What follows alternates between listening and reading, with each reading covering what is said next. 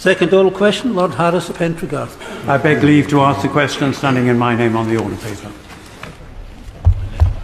My Lords, the United Kingdom welcomes recent engagement between Indonesia and the UN as part of Indonesia's Universal Periodic Review in November 2022. We continue to support a visit by the United Nations High Commissioner for Human Rights to the region of Papua. We also recognise that a significant amount of time has passed since the visit was first proposed, but we hope both parties can come together to agree dates very soon. I thank the Minister for his answer. He mentions the Universal Periodic Review of Indonesia.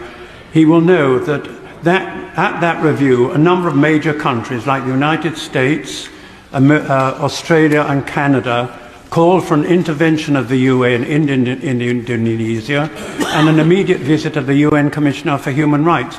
Not at all clear that the United Kingdom was amongst those supporting that call. Perhaps he'd be able to enlighten us. Well done.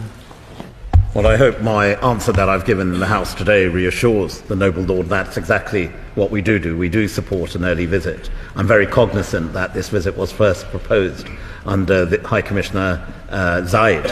He's since then been succeeded by High Commissioner Bachelet and now subsequently by High Commissioner Turk. So it's been pending for a long time, and it's important that this visit takes place at the earliest opportunity. Is it not clear that this small country is suffering grievously under a colonial oppressor, Indonesia, which is busily exploiting the country's rich mineral resources and extensive forests in its own interests? Will the government do all in their power, in conjunction with Commonwealth partners in the region, to get the UN to act and to act decisively? My Lords, I think what is important is that we highlight, as we do with key partners, the issues as they arise within the context of human rights, and ultimately I agree with my noble friend that we need the UN, and the next step is very much for the High Commissioner to undertake this important visit. My Lords, it's over a year now since the UN Special Rapporteur reported allegations of extrajudicial killings, enforced disappearances and forced displacement of 1,000 indigenous Papuans. Can the Minister confirm whether he and even his ministerial colleagues or our ambassador in Jakarta have made representations to his Indonesian counterparts about the contents of the report? My Lords, I assure the noble Lord we engage quite regularly, and in terms of Papua, we recently had a visit from our team on the ground, and we do use our bilateral engagement, which is in a very strong place with the Indonesian government, to raise a broad range of issues, including the situation in Papua, but also importantly on the broader range of human rights as well. My Lords, would the noble Lord the Minister perhaps just go a little bit further in explaining why it was that the UK doesn't seem to have been part of that group of 8 countries which pressed for an early visit by the High Commissioner for Human Rights?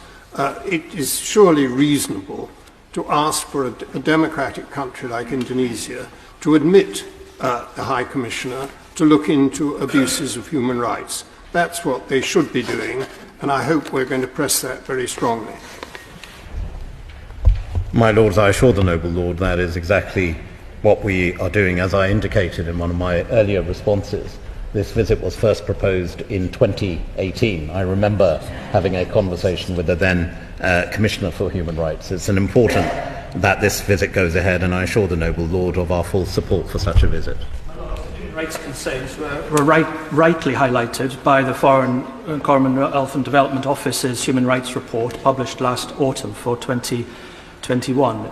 It made a specific point of highlighting the UK government's policy of seeking equitable and fair development within Papua and West Papua.